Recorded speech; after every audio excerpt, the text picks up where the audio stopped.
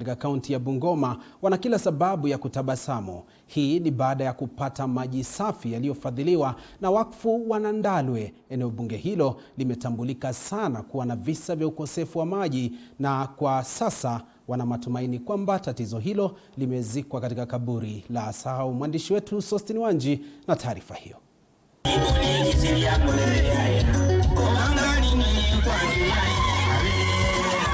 Katika hafla ya kuzindua maji hayo yaliyofadhiliwa na wakfu wa Nandalwe Foundation kijijini Rasha, wakazi hao wameelezea furaha yao kwamba tatizo walilokumbwa nalo limefikia kikomo. Toka hapo nyuma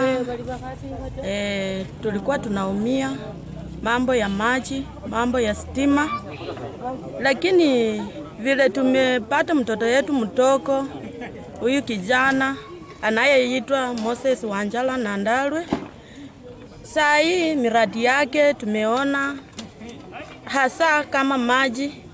Kweli tunampongeza. Tulikuwa tunaumia mambo ya maji, tukitoka saa 8 ya usiku tunatafuta maji. Sasa saa hii tunapongeza mheshimiwa wetu Nandalwe bila ametuletea maji. Sisi majarani tulikuwa tunaumia sana, lakini ametukumbuka.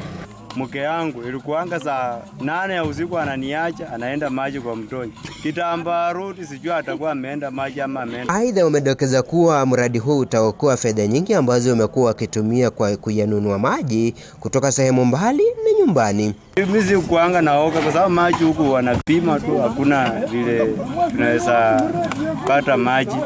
Maji kama unapata saa zingine kama unaweza pata maji maybe Sirisha na ni mbali sana kutoka hapa mpaka Sirisha unatumia shilingi 70 ndio ulete maji.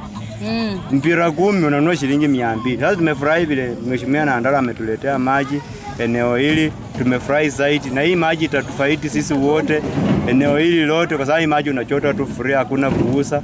Hakuna vile mtu atasimama hapa ati anapinga mwingine. Moses Wanjala Nandalwe ambaye ni mwanzilishi wa wakfu wa Nandalwe Foundation anasema kwamba kujitolewa huko ni kutokana na kurejesha kwa jamii baada ya kufanikiwa maishani mwake. Mimi nimefunzwa na watu, ndipo mimi pia nikasema kama ni watu ndio wamenifunza mimi wahifadhi, kwa nini mimi pia nisikuje nifanye ama nisaidie wengine ndio tuende pamoja. Hiyo ndio iwe inanisukuma. Nandalwe anahoji kuwa mabadiliko ya katiba yatafaidi wananchi wa kawaida, kwani fedha asilimia kubwa zitarejeshwa katika serikali za katuzi kwa maendeleo kama hayo anayojitolea katika jamii. BBI kama sasa wanapata 15% kutoka kwa national government, BBI ina double, wanaenda kuleta sasa 30% revenue from the national government. Ndio sasa tutakuwa na mastima, tutakuwa na maji katika kila kijiji. Lakini we cannot sema governor afanye kazi na hajapeana pesa za kutosha.